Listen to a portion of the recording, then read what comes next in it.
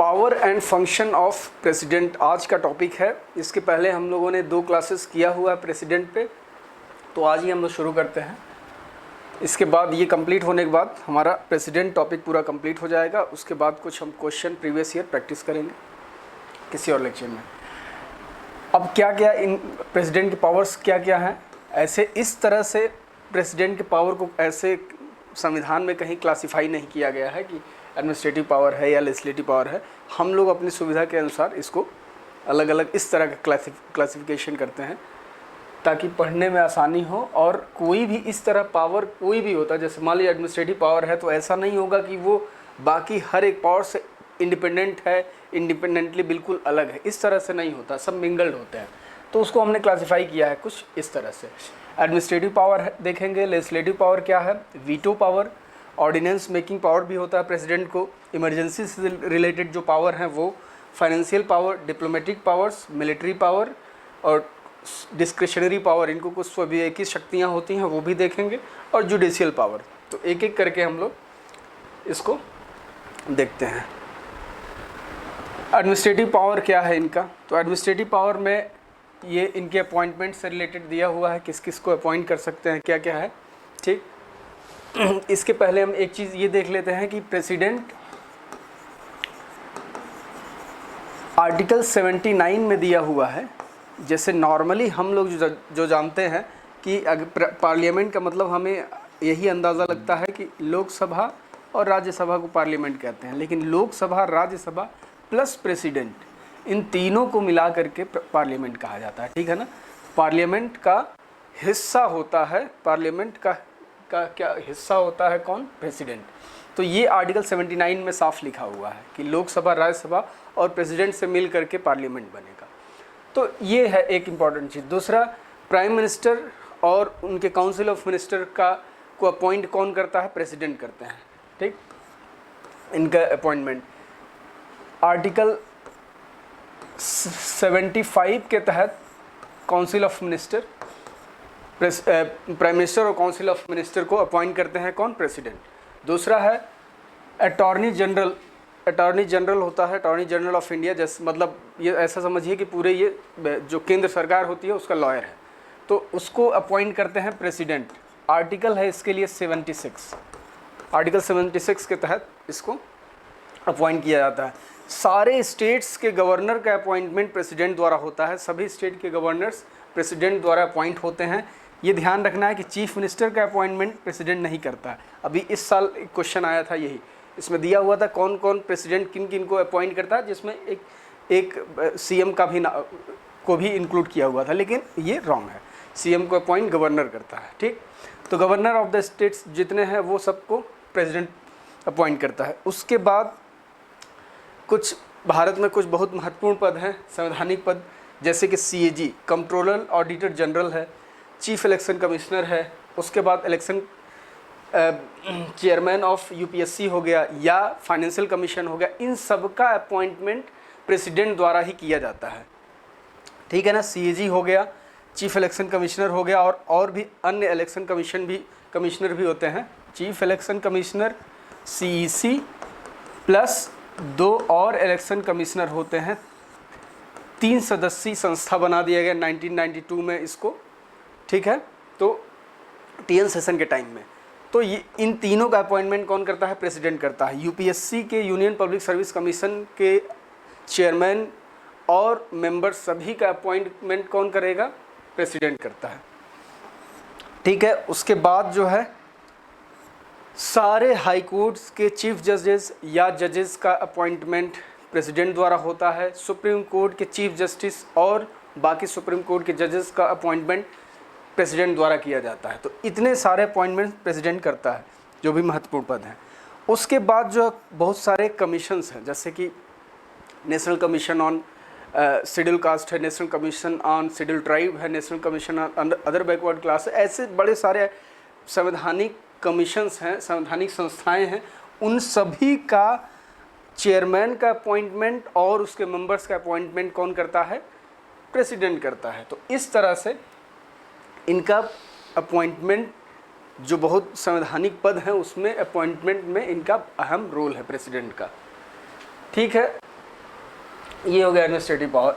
उसके अलावा और भी है कुछ कि किन किन को ये रिमूव कर सकते हैं, किन किन को हटा सकते हैं, वो भी देख लेते हैं। तो मिनिस्टर्स को इंडिविजुअली हटा सकते हैं, ठीक। इंडिविजुअली क्यों लिखा है ये, कलेक्टिव मतलब इंडिविजुअली स्पेसिफाई इसलिए किया है कि जब भी प्राइम मिनिस्टर अगर रिज़ाइन करता है तो पूरा कंप्लीट मंत्री परिषद, सारी काउंसिल ऑफ मिनिस्टर अपने आप ही समाप्त हो जाती है, सभी का रिज़ाइन मान लिया जाता है। तो इंडिविजुअली ये हटा सकते हैं प्रेसिडेंट मिनिस्टर्स को। अगर जैसे मिनिस्टर ऑफ एक्सटर्नल अफेयर हैं तो इंडिविजुअली हटाना हो तो हटा सकते हैं, ठीक है ना, obviously with advice of prime minister. तो ये मिनिस्टर्स को हटाने का इनके पास ही पावर है। अटॉर्नी जनरल को कौन हटा सकता है, प्रेसिडेंट हटा सकते हैं। गवर्नर का कार्यकाल 5 वर्ष का होता है और वो कभी तक बने रह सकते हैं in the please to president, president के मर्जी के हिसाब से वो अपना टेन्योर उनका चलेगा, ठीक। तो गवर्नर का को भी हटा सकते हैं। उसके बाद ये इम्पोर्टेंट है, UPSC union public service commission के चेयरमैन या मेंबर्स को प्रेसिडेंट हटा सकता है, लेकिन उसको हटाने के लिए क्या चाहिए, एक रिपोर्ट चाहिए सुप्रीम कोर्ट द्वारा कि जो उसकी अयोग्यता से संबंधित रिपोर्ट चाहिए, डिस्क्वालिफिकेशन से संबंधित या अनकॉन्स्टिट्यूशनलिटी को लेकर के उसके पास सुप्रीम कोर्ट का रिपोर्ट होगा, उस आधार पे प्रेसिडेंट हटा सकता है यूनियन पब्लिक सर्विस कमीशन के मेंबर्स को या चेयरमैन को, सबके लिए, ठीक। तो ये है। उसके अलावा जो भी जजेस हैं हाई कोर्ट के या सुप्रीम कोर्ट के, उनको भी कौन हटा सकता है, प्रेसिडेंट हटा सकता है। सीएजी को प्रेसिडेंट हटा सकता है और चीफ इलेक्शन कमिश्नर को प्रेसिडेंट हटा सकता है। लेकिन इन चारों को, मतलब सुप्रीम कोर्ट, हाई कोर्ट के जजेस, इलेक्शन कमीशन, ये सब संवैधानिक संस्था है, इलेक्शन कमिश्नर और सीएजी, इन सभी को हटाने का प्रावधान क्या है, अभियोग पारित करना पड़ेगा, इम्पीचमेंट लाना पड़ेगा, मतलब लोकसभा राज्यसभा से रेजोल्यूशन पास कराना होगा। उसके बाद उस रेजोल्यूशन को प्रेसिडेंट उस पर साइन करेगा तो ये लोग हट जाएंगे। लेकिन जब यही प्रेसिडेंट के केस में होता था तो क्या होता था, जैसे ये दोनों में रेजोल्यूशन पास होगा तो अपने आप प्रेसिडेंट को हटा हुआ मान लिया जाएगा इम्पीचमेंट पे। इस केस में इम्पीचमेंट हो गया, उसके बाद उस ग्राउंड पे प्रेसिडेंट इन लोगों को हटा सकता है। तो ये है प्रेसिडेंट के पास पावर, जिनको रिमूव करने के कुछ इंपॉर्टेंट पोस्ट का। लेजिस्लेटिव पावर क्या है प्रेसिडेंट का, तो लेजिस्लेटिव पावर बहुत है, इसके बहुत लेजिस्लेटिव पावर बहुत इंपॉर्टेंट है। सबसे पहले तो अभी जो हमने अभी देखा कि आर्टिकल 79 में जो लिखा हुआ कि it is an integral part of parliament, parliament का ये इंटीग्रल पार्ट होता है, ठीक है ना। तो आर्टिकल 79 में मेंशन है। तो इसमें क्या होता है, इसकी वजह से होता ये है कि कानून कोई भी बनता है, कैसे बनता है, पहले कोई बिल आएगा, राज्यसभा या लोकसभा में जाएगा, फिर राज्यसभा में आएगा, उसके बाद प्रेसिडेंट का एसेंट मिलेगा, प्रेसिडेंट उस पर हस्ताक्षर करेंगे, उसके बाद वो बिल जो है एक्ट में कन्वर्ट होगा, कानून बनेगा। तो ये काम जो है ये लेजिस्लेचर का एक बहुत अहम काम हो गया, किसका, प्रेसिडेंट का, प्रेसिडेंट का एसेंट। तो ये होता है, एक लेजिस्लेटिव पावर है किसको, प्रेसिडेंट को एसेंट करने का, ठीक। आपने लोकसभा में भेजा, फिर राज्यसभा में भेजा, अब प्रेसिडेंट का जब तक एसेंट नहीं मिलेगा, हस्ताक्षर नहीं होगा, तब तक ये कानून नहीं बनेगा। तो लेजिस्लेचर में इसका बहुत महत्वपूर्ण रोल हो गया ना। तो ये है एक इनका इम्पॉर्टेंट रोल। उसके बाद प्रेसिडेंट जब भी चुनाव होता है, लोकसभा का चुनाव होगा और पहली बार जो मीटिंग होगी, तो उसके लिए कौन उस समन करेगा, प्रेसिडेंट ही सबको बुलाएंगे, प्रेसिडेंट सबको बुलाते हैं। तो वो ये भी इम्पॉर्टेंट है, the president summon the houses of parliament at least twice a year. देखिए अभी क्या है, हमारे यहाँ क्या प्रावधान है, हमारे यहाँ 3 बार, एक साल में 3 बार, एक बार बजट सेशन चलता है, फिर मानसून सेशन चलता है, उसके बाद विंटर सेशन, 3 सेशन चलते हैं। तो नॉर्मली हमारा एक साल में 3 बार संसद की मीटिंग हो ही जाती है, लेकिन मिनिमम क्या है, 2 बार तो होना ही होना है। तो उसके लिए प्रेसिडेंट को पावर है, वही बुलाते हैं सदन की कार्यवाही शुरू करने के लिए, जब भी वो एड्रेस करेंगे, ठीक है। मतलब प्रेसिडेंट सम्मन करते हैं सारे एमपीज़ को, ये हो गया। उसके बाद जो है प्रेसिडेंट के पास ये अथॉरिटी है ये अधिकार है कि वो कंबाइंड सेशन बुला सकते हैं।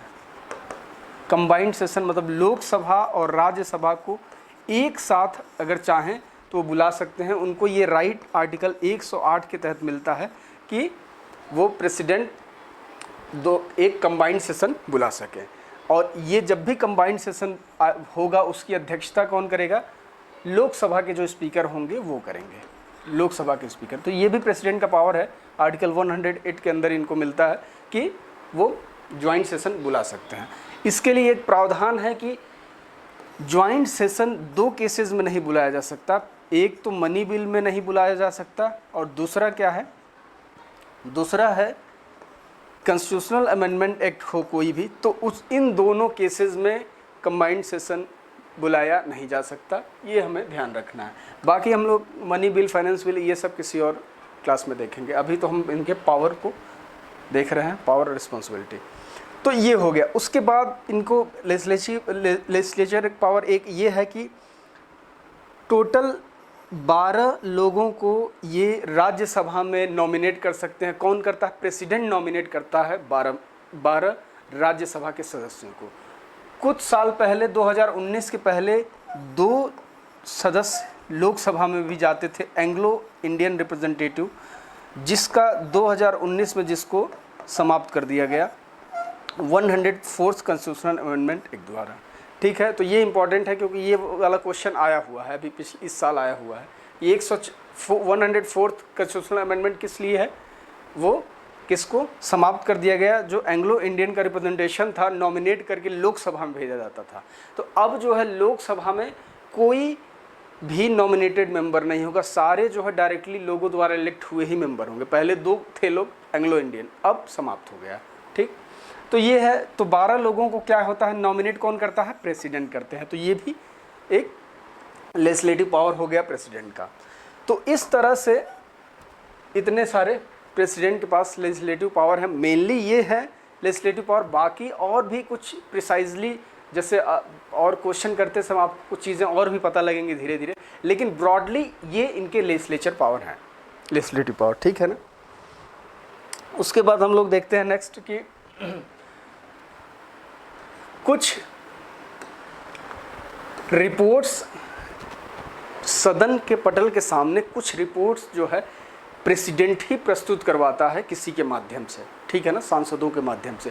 तो वो कौन कौन से रिपोर्ट्स हैं? तो देखिए, सबसे पहले तो ये जान लीजिए कि जितने अभी हम लोगों ने कमीशंस की बात की है, चाहे यूनियन पब्लिक सर्विस कमीशन हो गया, चाहे एससी कमीशन मतलब शेड्यूल कास्ट कमीशन हो गया, या शेड्यूल ट्राइब कमीशन हो गया, या लिंगुअल बेस पे भी कमीशन बने होते हैं, मतलब लिंगुअल माइनॉरिटी बेसिस पे भी कमीशन बने होते हैं।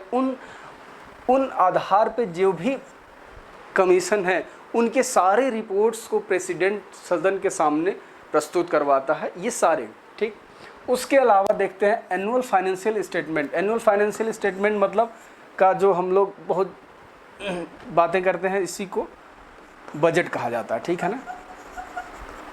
एनुअल फाइनेंशियल स्टेटमेंट, बजट शब्द का हमारे संविधान में कहीं नहीं मेंशन है। हमारे क्या मेंशन है? Annual financial statement. तो एनुअल फाइनेंशियल स्टेटमेंट कौन संसद में जो पेश कराता है, कौन कराता है? वो प्रेसिडेंट ही कराता है, किसी अपने एमपी के माध्यम से, जो वहाँ पे एमपी हो या मंत्री हो, कोई किसी के माध्यम से वो करा सकता है। ठीक है ना। तो ये है, इसका आर्टिकल क्या है? ये दिया हुआ 100 आर्टिकल 112 में है बजट का प्रावधान, या यूँ कहें कि एनुअल फाइनेंशियल स्टेटमेंट आर्टिकल 112 में दिया हुआ है। तो ये प्रेसिडेंट का ही पावर है। ठीक, दूसरा है कि अभी हमने बात की ये कमीशन सारे, यूनियन पब्लिक सर्विस कमीशन हो गया, शेड्यूल कास्ट पे कमीशन हो गया, ये सारी चीज़ें जो अभी हमने बात की कि इनके सारे रिपोर्ट्स को सदन के सामने रखवाता। उसके अलावा 2 चीज़ें और इम्पॉर्टेंट है कि सीएजी, कंट्रोलर ऑडिटर जनरल का रिपोर्ट आता है, जो सीएजी का अभी हमने बात किया था। सीएजी एक संवैधानिक संस्था है। सबसे पहले इसका आर्टिकल 148 में के तहत सीएजी को अपॉइंट किया जाता है प्रेसिडेंट के द्वारा। इसको ऐसे नॉर्मली जैसे किसी को हटाया जा सकता है वैसे नहीं, वैसे ही इसको हटाया जा सकता है जैसे सुप्रीम कोर्ट के जज को हटाया जा सकता है। ये मैं इसलिए बता रहा हूँ क्योंकि ये इतना महत्वपूर्ण पद है, ये बताने के लिए। इस पद के लिए डॉक्टर भीमराव अम्बेडकर ने कहा है कि भारत में सबसे महत्वपूर्ण जो कोई ऑफिसर है तो वो है CAG। इसी के रिपोर्ट के आधार पर 2G स्कैम हो गया या कोल स्कैम हो गया, ये सब चीज़ों का पता इसी पे लगा, ठीक है ना। CAG क्या करता है, ऑडिटिंग करता है, पूरा जो भी सरकारी खर्चे का ब्यौरा है उस सब की ऑडिटिंग CAG करता है। तो ये इसलिए बहुत महत्वपूर्ण है। तो इसका जो रिपोर्ट होता है उसको सदन के सामने कौन रखवाता है, प्रेसिडेंट रखवाता है। तो ये इंपॉर्टेंट हो गया एक। दूसरा है फाइनेंस कमीशन। फाइनेंस कमीशन का जो भी रिपोर्ट हर 5 साल में फाइनेंस कमीशन का गठन होता है, प्रेसिडेंट द्वारा किया जाता है। उसके मेंबर्स को भी प्रेसिडेंट ही अपॉइंट करता है। उसमें उसका जो रिपोर्ट होता है उसको सदन के सामने कौन रखता है, प्रेसिडेंट ही रखवाता है सदन के सामने, जिससे चर्चा होती है। ये क्या फाइनेंस कमीशन करता क्या है, फाइनेंस कमीशन जो टैक्स कलेक्शन है केंद्र के पास होते हैं, सेंट्रल गवर्नमेंट के पास, उसको किस तरह से राज्यों में बंटवारा किया जाए वो फाइनेंस कमीशन के रिपोर्ट के आधार पे तय होता है। तो ये हो गया हमारा ये, ठीक। अब क्या है, कुछ बिल्स हैं जो कि जिसमें एक प्रायर एग्रीमेंट चाहिए होता, मतलब पहले ही एसेंट चाहिए होता है प्रेसिडेंट का, पहले ही, मतलब वो प्रेसिडेंट ही उसको इनिशिएट करते हैं उस तरह के बिल्स को। वो कौन कौन से हैं, कोई भी बिल जो कि मनी बिल हो वो है, ठीक। दूसरा फाइनेंस बिल हो, ये दोनों तो पहले ही प्रेसिडेंट के एसेंट से ही शुरू ही होगा, मतलब उस इनिशिएट ही कौन कर रहा है, प्रेसिडेंट कर रहा है। जैसे नॉर्मल बिल्स में क्या होता है कि पहले राज्यसभा में गया या लोकसभा में गया, फिर राज्यसभा में गया, उसके बाद प्रेसिडेंट का एसेंट मिलता है। लेकिन जो बहुत महत्वपूर्ण होते हैं उस तरह के बिल्स के लिए क्या किया जाता है, जैसे मनी बिल, फाइनेंस बिल, ये सब के लिए उसका प्रावधान ये है कि पहले शुरू ही प्रेसिडेंट करेगा, ताकि कोई ऑप्शन ही ना रहे कि साइन न करने का या होल्ड पे रखने का, ठीक। तो इसलिए कुछ मनी बिल और फाइनेंस बिल पे पहले प्रेसिडेंट का एसेंट होता है, वही शुरू करते हैं। उसके अलावा अभी हमने जब एक बार बात किया था, जब नेम चेंज को लेकर के बात हो रही थी स्टेट या सिटी का, तो उस समय हमने बात किया था कि किसी भी बाउंड्री ऑफ स्टेट को अगर चेंज करना हो या नाम चेंज करना हो तो उस केस में क्या होता है,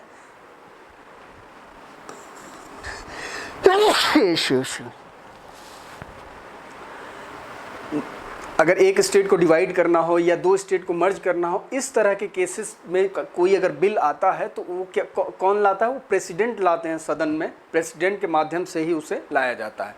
तो एक ये भी इम्पोर्टेंट है। तो इस तरह के केसेस में क्या होता है, प्रायर जो है उनका एसेंट रहता है प्रेसिडेंट का, पहले ही वो एसेंट उनका मिला होता है, बल्कि वही प्रोड्यूस करवाते हैं बिल। वीटो पावर क्या है इनका,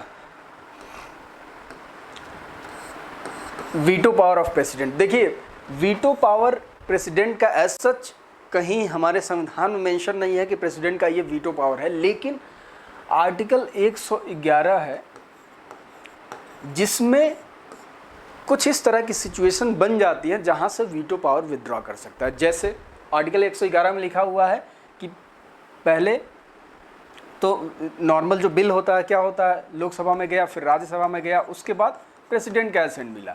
तो ये प्रेसिडेंट का एसेंट मिलना इसमें दिया हुआ 111 में, तो ये इसमें कोई टाइम लाइन नहीं दिया है कि प्रेसिडेंट कब एसेंट देंगे। जैसे बिल आ गया प्रेसिडेंट के पास तो इसमें कोई टाइम लाइन नहीं, वो अपने हिसाब से वो उस पर साइन करेंगे और उसके बाद वो एक्ट बनेगा, कानून बनेगा। तो ये जो टाइम लाइन नहीं है, इसकी वजह से कुछ केसेस बनते हैं जिसके कारण इनको कुछ वीटो पावर मिल जाते हैं। जैसे कि क्या है वो, पहला है कि क्या कर सकते हैं, प्रेसिडेंट, बिल आ गया, लोकसभा गया, राज्यसभा गया, प्रेसिडेंट के पास है, प्रेसिडेंट ने साइन कर दिया और वो एक्ट बन गया। पहला केस ये हो गया, नॉर्मल केस। दूसरा केस ये हो सकता है कि उन्होंने क्या किया, बिल को भेज दिया, वापस भेज सकते हैं, ये भी प्रावधान है, बिल को वापस भेज दिया कि कुछ अपना सुझाव दे करके कि इसमें भी दोबारा चर्चा करें। फिर दोबारा चर्चा होगा, चर्चा के बाद लोकसभा राज्यसभा जाएगा, फिर वापस जब आएगा तो उसके इस केस में प्रेसिडेंट को सहमति अपनी देनी होगी, एसेंट देना होगा, सिग्नेचर करना होगा। तो एक दूसरा केस हो गया। तीसरा केस क्या हो सकता है कि प्रेसिडेंट क्या करेंगे कि वो उस पर किसी भी तरह का डिसीजन नहीं लेंगे, ना ही उसे रिजेक्ट करेंगे, ना ही उस पर असेंट देंगे। तो इस तरह की कंडीशन में क्या होता है कि वो ठंडे बस्ते में चला जाता है। मतलब ये होता है कि अब उस पर टाइम लाइन तो है, डिसाइड है नहीं कि कब तक वो रख सकता है। तो उस केस में कोई उसे कह भी नहीं सकता प्रेसिडेंट से कि आप उस पर साइन करिए। तो फिर वो धीरे धीरे बिल लैप्स हो जाता है। इसी को कहा जाता है पॉकेट वीटो। मतलब उसके पॉकेट में चला गया, प्रेसिडेंट के पॉकेट में चला गया बिल, या हिंदी में जेबी वीटो भी इसको कहा जाता है। तो ये वहाँ से जो इसमें टाइमलाइन न देने की वजह से इस तरह के वीटो पावर प्रेसिडेंट एंजॉय करता है। तो ये सारे कुछ वीटो पावर हैं प्रेसिडेंट के। इसके अलावा ऑर्डिनेंस मेकिंग पावर भी है प्रेसिडेंट का। ऑर्डिनेंस मेकिंग पावर मतलब क्या हुआ? ऑर्डिनेंस मतलब हुआ कि जैसे सामान्य कानून है, कोई भी कानून जो लोकसभा राज्यसभा बनाती है प्रेसिडेंट के एसेंट से, उसी तरह का उतना ही पावरफुल ये ऑर्डिनेंस भी एक कानून होते हैं जो कि सिर्फ प्रेसिडेंट के आदेश से पारित हो जाता है। वो ये कब होता है? जब जिस समय सदन न चल रहा हो उस समय अगर किसी कानून की ज़रूरत है तब क्या करता है? प्रेसिडेंट के आदेश से ये ऑर्डिनेंस जारी होता है और वो एग्जीक्यूट हो सकता है। ठीक है ना, मतलब वो कानून है बेसिकली। तो और अगेन ये चीज़ें क्या हैं, ये जो भी जारी करेगा ऑर्डिनेंस जारी होगा वो with the advice of PM and council of minister. President अपने कोई भी पावर को एक्सरसाइज कैसे करता है? पीएम और काउंसिल ऑफ मिनिस्टर के एडवाइस से ही करता है। ये पावर भी जो कानून बनेगा, ऑर्डिनेंस पास होगा, वो प्रेसिडेंट कैसे करेगा? काउंसिल ऑफ मिनिस्टर के एडवाइस से करेगा। ठीक है ना। तो ये हो गया हमारा किस प्रेसिडेंट का ऑर्डिनेंस मेकिंग पावर। इसके लिए कौन सा आर्टिकल है? आर्टिकल 123 है। आर्टिकल 1, 2, 3 है किसके लिए? ऑर्डिनेंस जारी करने का प्रेसिडेंट द्वारा। ऐसे ही राज्यपाल भी ऑर्डिनेंस स्टेट में जारी कर सकता है, उसके लिए आर्टिकल 213 213। इसके बाद है इमरजेंसी पावर है प्रेसिडेंट को कुछ मिले हुए। अब क्या है? ये 3 इमरजेंसी पावर हैं। इसको हम डिटेल में तो किसी और सेपरेट लेक्चर इसके लिए होगा 10-15 मिनट का, क्योंकि इससे एग्जाम्स में क्वेश्चन आते हैं, बहुत इंपॉर्टेंट है। अभी देख लीजिए कि नेशनल इमरजेंसी के लिए है आर्टिकल 352 352 के आधार पर उसे पावर मिला हुआ है नेशनल इमरजेंसी। 356 है स्टेट में इमरजेंसी के लिए, और 360 है किसके लिए? फाइनेंशियल इमरजेंसी के लिए। ये आज तक नहीं लगा है फाइनेंशियल इमरजेंसी। नेशनल इमरजेंसी कई जब भी वार हुआ है इंडिया पाक या इंडिया चाइना, तब हमेशा नेशनल इमरजेंसी लगा है। इसके अलावा इंदिरा गांधी द्वारा कब लगा था? 1975 में लग चुका है एक बार। ठीक है। 356 स्टेट में अगर संवैधानिक स्थिति विफल हो जाए, मतलब संविधान के अनुसार अगर सरकार रन नहीं कर पा रही, उस केस में स्टेट में प्रेसिडेंट रूल लग सकता है। ये आजकल उतना नहीं लगता, ठीक है ना, क्योंकि इस पर सुप्रीम कोर्ट के बहुत सारे जजमेंट आ गए हैं, तो अब थोड़ा टफ है। पहले जो है सरकारों को डिस्टेबलाइज करके तुरंत प्रेसिडेंट शासन लग जाता था, अब थोड़ा ये टफ है। ठीक है ना। तो ये सारे हो गए क्या? Emergency powers. फाइनेंशियल पावर क्या है? अगेन इसमें भी फाइनेंशियल पावर है ना। फाइनेंशियल पावर में वो सारे बजट वगैरह सब कुछ आ जाएंगे फाइनेंशियल पावर में इसके। तो इसमें कुछ और इंपॉर्टेंट चीज़ें हम देख लेते हैं। फाइनेंशियल पावर में एक है कंटीजेंसी फंड। कंटीजेंसी फंड होता क्या है? इसमें प्रेसिडेंट को ये अथॉरिटी है कि वो अपने सिग्नेचर से कुछ कंटीजेंसी, मतलब कुछ पैसे वो विदड्रॉ कर सकता है। किस केस में? जब सदन न चल रहा हो। जैसे मान लीजिए सदन नहीं चल रहा है, तो उस केस में क्या होगा? वो कंटीजेंसी फंड से पैसे निकाल सकता है। 500 करोड़ का ये कॉप्स होता है, मतलब फंड होता है कितना? 500 करोड़ का। इसमें अचानक जब कभी ज़रूरत पड़ेगी, नॉर्मली ये कहीं बाढ़ आ गया, सूखा पड़ गया या वॉर लाइक सिचुएशन है, उसी केसेस में ये कंटीजेंसी फंड का यूज़ होता है। ठीक। अब एक और चीज़ यहाँ पे जान लें कि देखिए, कोई भी जब हमको पैसा अगर निकालना है भारतीय खजाने से, तो उसमें बहुत सारे 2-3 फंड होते हैं। फंड भी एक सेपरेट लेक्चर होगा। तो वो फंड से पैसा निकालने के लिए प्रोसेस है, पार्लियामेंट में उसके लिए बिल लाया जाएगा, पार्लियामेंट में चर्चा होगी, लोकसभा में, राज्यसभा में, तब जाकर के पैसे आप विदड्रॉ कर सकते हैं। लेकिन इस केस में वैसा उसकी ज़रूरत नहीं है, पार्लियामेंट से आपको एग्रीमेंट की ज़रूरत नहीं है। इस केस में कंटीजेंसी फंड के लिए डायरेक्ट प्रेसिडेंट के एसेंट से या सिग्नेचर से ये हो सकता है। ठीक है, तो ये है एक फाइनेंशियल पावर जो एक्सरसाइज करता है प्रेसिडेंट। उसके अलावा जो अभी हमने बात किया था कि फाइनेंशियल बिल है या मनी बिल है, उसको प्रायर एसेंट मिला होता है किसका, प्रेसिडेंट का। ठीक, फिर फाइनेंस कमीशन हर 5 साल पे गठन होता है प्रेसिडेंट द्वारा। तो ये सब फाइनेंशियल पावर्स को एक जगह बस यहाँ पे इनकॉर्पोरेट किया है ये, ठीक है ना। इसी तरह से सीएजी को और फाइनेंस कमीशन के रिकमेंडेशंस को जो चर्चा करवाता है सदन में, वो भी किसके अंडर आता है, ये फाइनेंशियल पावर ऑफ प्रेसिडेंट के अंदर ही आता है। डिप्लोमेटिक पावर्स क्या है प्रेसिडेंट के? डिप्लोमेटिक पावर्स प्रेसिडेंट के हैं ऐसे कि जो भी भारत से बाहर, चाहे प्राइम मिनिस्टर हो या एक्सटर्नल अफेयर मिनिस्टर हो या एम्बेसडर, कोई भी भारत से बाहर जाता है तो वो प्रेसिडेंट के बिहाफ पे ही जाता है, ठीक है ना। इनके बिहाफ पे जाता है, प्रेसिडेंट के बिहाफ पे। मतलब कोई भी अगर वहाँ पे अगर मान लीजिए इंटरनेशनल ट्रीटी साइन हुआ तो या एग्रीमेंट साइन हुआ तो वो किसके नाम से होगा, in the name of president होगा, ठीक। तो इसलिए बहुत गरिमापूर्ण बनाया गया है इनके पद को। दूसरा, रिप्रेजेंटेटिव, यही जो है रिप्रेजेंटेटिव होते हैं किसी भी इंटरनेशनल फोरम में। रिप्रेजेंटेटिव कौन होता है? दिखते मोदी जी हैं लेकिन हैं ये, ठीक है ना, प्रेसिडेंट है। उसके बाद he sends and receive ambassadors. जो भी एम्बेसडर, अभी हमने बताया कि जो भी एम्बेसडर्स जाते हैं वो इन्हीं के बिहाफ पे जाते हैं, प्रेसिडेंट के बिहाफ पे। किसी मिनिस्टर या काउंसिल मिनिस्टर के बिहाफ पे नहीं, प्रेसिडेंट के बिहाफ पे जाते हैं। अगर कोई बाहर से एम्बेसडर आता है तो किसके बिहाफ पे रिसीव होता है? प्रेसिडेंट के बिहाफ पे रिसीव होता है। तो ये हैं डिप्लोमेटिक पावर्स जो प्रेसिडेंट एंजॉय करते हैं। उसके अलावा मिलिट्री पावर क्या है इनके? तो मिलिट्री पावर जैसा हम जानते हैं कि ये तीनों फोर्सेस का सुप्रीम कमांडर होता है। कौन? प्रेसिडेंट। तीनों फोर्सेस का सुप्रीम कमांडर प्रेसिडेंट होता है। बाकी कोई भी वॉर और पीस जो भी डिक्लेयर करना, मतलब वॉर अगर लाइक सिचुएशन है, वॉर डिक्लेयर करना है तो वो फाइनली प्रेसिडेंट द्वारा होता है। प्रेसिडेंट ही उसको डिक्लेयर करते हैं। या पीस, उसके बाद वॉर समाप्त होने के बाद पीस का टाइम शुरू हुआ तो वो भी डिक्लेयर कौन करेगा? प्रेसिडेंट करेंगे। तो ये सब अथॉरिटी प्रेसिडेंट के पास है।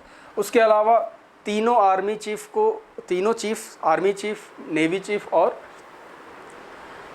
आर्मी, नेवी और एयरफोर्स, तीनों के चीफ का अपॉइंटमेंट कौन करता है? प्रेसिडेंट करता है। तो ये है कुछ इंपॉर्टेंट मिलिट्री पावर्स इनके। डिस्क्रिशनरी पावर, हाँ ये भी इंपॉर्टेंट है। डिस्क्रिशनरी पावर इनके कुछ स्वविवेकीय शक्तियां हैं, तो वो क्या हैं वो हम लोग देख लेते हैं। देखिए, कुछ स्वविवेकीय शक्तियां हैं इनकी, वो ऐसे हैं। इस तरह की शक्तियां कब होती हैं? जैसे कि एग्जांपल ले लीजिए, जैसे मान लीजिए लोकसभा का चुनाव हुआ और किसी एक पार्टी को सिंगल मेजॉरिटी नहीं मिली, तो उस केस में प्रेसिडेंट की जो स्वविवेकीय शक्ति है, जो डिस्क्रिशनरी पावर है, वो बढ़ जाता है। उस समय क्या करना है? प्रेसिडेंट को डिसाइड करना है कि हमको किसे बुलाना है प्रधानमंत्री पद के लिए, किसको मतलब कौन बहुमत साबित कर सकता है, उनको खुद अपने विजडम से डिसाइड करना है। तो इस समय होता क्या है कि जैसे मान लीजिए कोई सिंगल लार्जेस्ट पार्टी है, उसने में बहुमत नहीं है, लेकिन अगर उसको न बुला के वो किसी और को भी बुला सकते हैं जो सिंगल लार्जेस्ट पार्टी ना हो, क्योंकि उन्हें वो उनके विवेक पे डिपेंड करता है कि वो किस तरह से डिसाइड करते हैं। हो सकता है उन्हें ये लगता हो कि जो सिंगल लार्जेस्ट पार्टी हो वो मेजॉरिटी न अचीव कर पाए, बल्कि जो छोटी पार्टियां हैं वो एक साथ आने की संभावना उनकी नज़र में उन्हें ज़्यादा लगता हो। तो इस तरह से डिस्क्रिशन पावर, जब हंग लोकसभा होता है उसमें केस में ज़्यादा चांसेस रहते हैं, जब मेजॉरिटी किसी एक पार्टी को नहीं मिलती है उस केसेस में।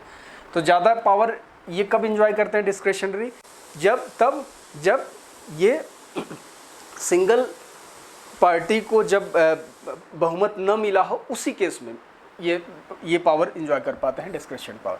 उसके अलावा डिसोल्यूशन ऑफ लोकसभा को डिसॉल्व करना है या नहीं, ये अगेन किसके डिस्क्रिशन में है? प्रेसिडेंट के।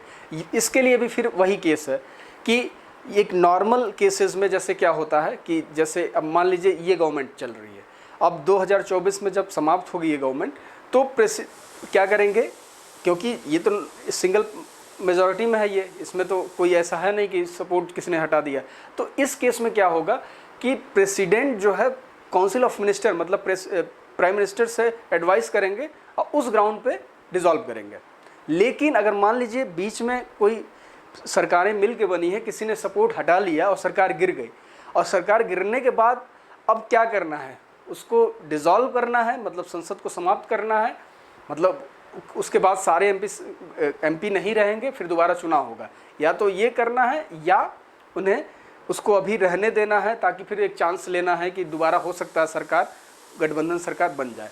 तो इस तरह के केसेस में किसके पास पावर होता है, ये खुद प्रेसिडेंट को डिसाइड करना है, क्योंकि ऐड एंड एडवाइस करने के लिए कोई काउंसिल ऑफ मिनिस्टर ऐसा नहीं है जिसके पास कॉन्फिडेंस हो सदन में। तो इसलिए डिसोल्यूशन ऑफ लोकसभा का पावर किसके पास आ जाता है, प्रेसिडेंट का डिस्क्रेशन हो जाता है। उसके अलावा आर्टिकल 78 के तहत क्या है, इनको राइट टू बी इन्फॉर्म्ड है, बहुत इंपॉर्टेंट है ये प्रेसिडेंट के पास राइट टू बी इन्फॉर्म्ड है, मतलब कि उनको प्राइम मिनिस्टर सब इन्फॉर्म करेंगे सारे काम के बारे में, क्या हो रहा है कहीं भी, ये इनको इन्फॉर्म होने का संवैधानिक अधिकार मिला हुआ आर्टिकल 78 में, ठीक है। मतलब प्राइम मिनिस्टर जाके बोलेंगे साहब ये ऐसा ऐसा चल रहा है, ये सारी बातें उनको अथॉरिटी है, उनको राइट है जानने का, ठीक है ना। तो आर्टिकल 78 के तहत ये डिस्क्रेशन मिला हुआ है।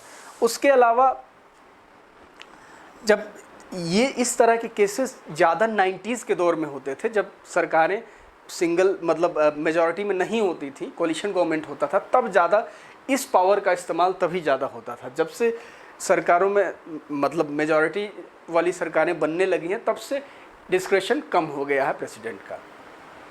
तो ये कुछ बेसिक्स हैं इसके।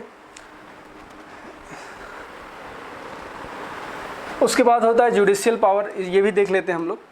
जुडिशियल पावर क्या है, जुडिशियल पावर में आर्टिकल 72 है जो कि पार्डनिंग पावर है, मतलब क्षमा करने की शक्ति देता है, और ये आर्टिकल 143 है जो कि एडवाइजरी पावर है।